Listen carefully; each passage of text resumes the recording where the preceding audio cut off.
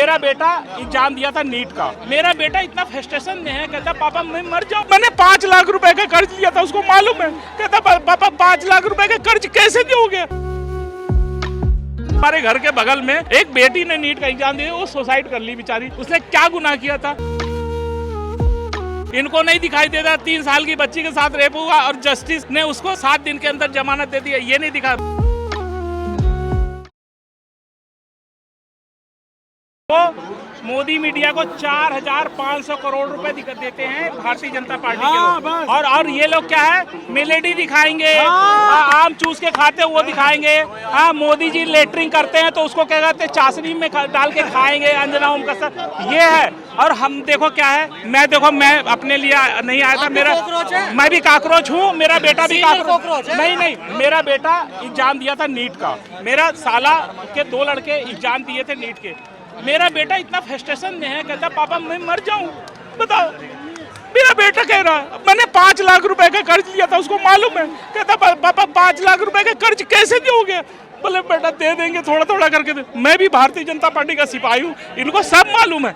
और आज मैं भारतीय जनता पार्टी के इनके कभी किसी के खिलाफ नहीं बोला, भारतीय जनता पार्टी के पक्ष में भी बोला, पर ना बिल्कुल अब भारतीय जनता पार्टी को थूकता हूँ, क्योंकि मेरा बेटा कहता है कि पापा मैं मर जाऊं। अगर मैं मर जाएगा तो मैं क्या करूंगा। मेरा तो एक ही बेटा है। बताओ 5 लाख रुपए का कर्ज लेके कहाँ से पाएंगे। बताओ, स्थिति देखो, तेल के दाम देखो, पेट्रोल के दाम देखो, हर चीजों के दाम देखो, ट्रांसपोर्ट गैस का दाम देखो, हर चीजों का दाम बढ़ रहा है। पर ये मोदी मीडिया को दिखाई नहीं देता। लेडीज कितने बलात्कारी इस पार्टी में है, बच्चियों के साथ रेप कर रहे हैं, इनको नहीं दिखाई देता। 3 साल की बच्ची के साथ रेप हुआ और जस्टिस ने उसको 7 दिन के अंदर जमानत दे दी। ये नहीं दिखा। मैं तो सीधे कहता हूँ धर्मेंद्र प्रधान इस्तीफा दो। तुमसे शिक्षा विभाग नहीं समझ रहा। और ये जो भी प्राइवेटीकरण है शिक्षा का, वो प्राइवेटीकरण कर रहे हो। देश के कितने माँ बाप रो रहे हैं, बहुत लोग रो रहे हैं। बताओ, हमारे घर के बगल में एक बेटी ने नीट का एग्जाम दिया, वो सुसाइड कर ली बेचारी।